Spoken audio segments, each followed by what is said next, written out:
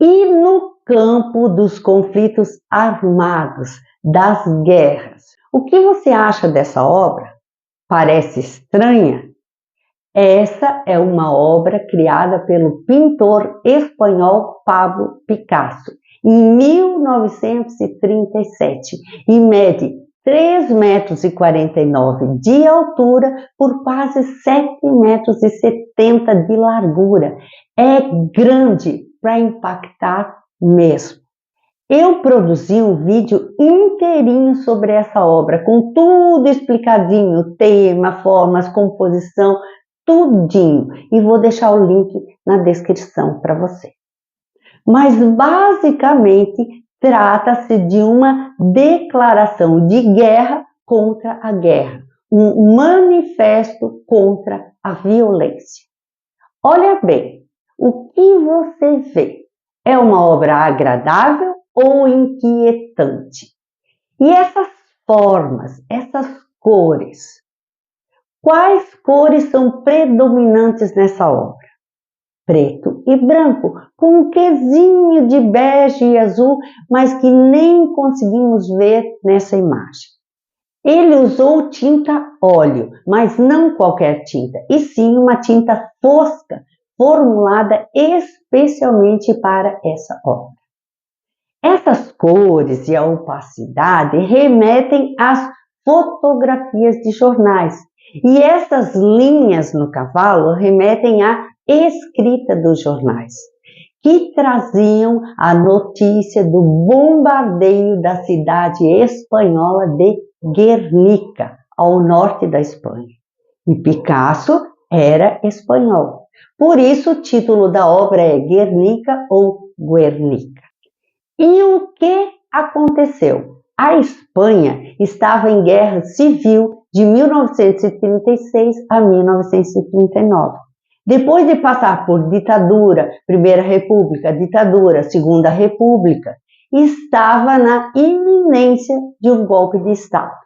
De um lado, os republicanos, formados por grupos de esquerda, socialistas, comunistas, anarquistas e outros, que defendiam a República e lutavam contra os nacionalistas, que eram liderados pelo general Francisco Franco, que buscava o retrocesso da Espanha, a pré-república, ou seja, pretendiam um golpe de Estado. E o conflito era intenso, só que Franco estava aliado aos alemães e aos italianos. E no dia 26 de abril de 1937, ao que consta com a autorização do próprio Franco, numa segunda-feira, dia de feira, as ruas lotadas, às 16h30, os aviões alemães e italianos bombardearam a cidade de Guernica por cerca de 2 a 4 horas consecutivas. A cidade ficou destruída e morreram muitas pessoas. Com isso, a Espanha foi governada pelo regime franquista, a ditadura de Franco, até a morte do sujeito em 1975. Quando Picasso, que vivia na França, soube disso e viu as notícias e as fotografias nos jornais que chocaram o mundo, produziu essa obra monumental com estética cubista em 5 semanas.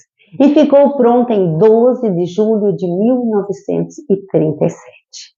Curiosidade, reza a lenda que, ou na exposição ou no próprio ateliê de Picasso, um oficial alemão, olhando para a obra, impressionado, perguntou a Picasso: "Foi você quem fez isso?"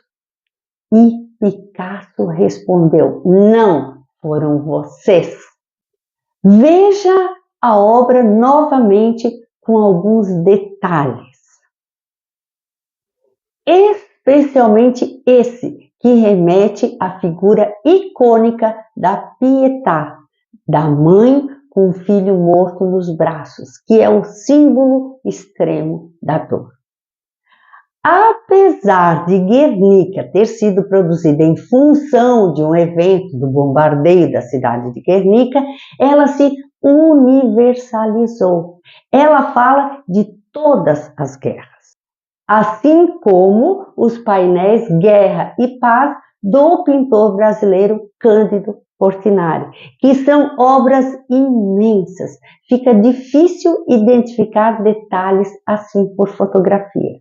Mas eles medem 14 metros de altura por 10 metros de largura cada um, totalizando uma área pintada de 280 metros, em óleo sobre 28 placas de madeira de compensado naval com 6 centímetros de espessura, pesando 2 toneladas.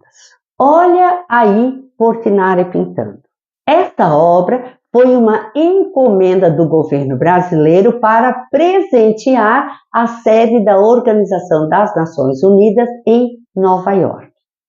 Foram produzidos entre 1952 a 1956 e inaugurados em 1957. Os painéis retornaram ao Brasil em 2007 e, depois de restaurados, foram apresentados ao público de algumas cidades, como Rio de Janeiro, Belo Horizonte e São Paulo, no Memorial da América Latina, onde eu tive a oportunidade de vê-los pessoalmente.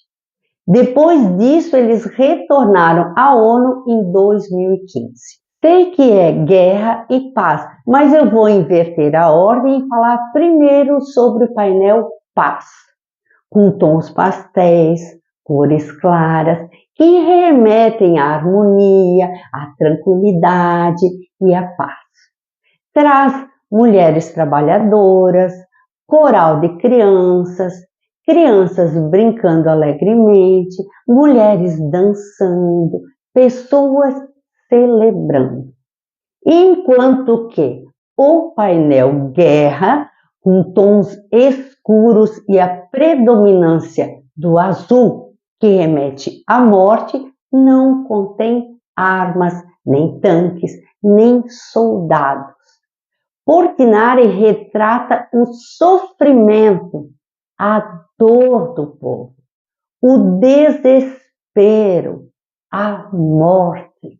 Ele traz os cavaleiros do Apocalipse e abaixo as hienas no canto inferior direito da obra, parecendo se aproximar para tomar posse do que restou. E também traz a icônica imagem da Pietà, da mãe com o filho morto nos braços.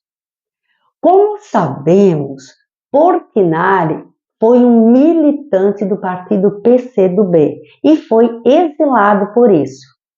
Mas sempre teve essa visão social e produziu muitas obras com esse viés.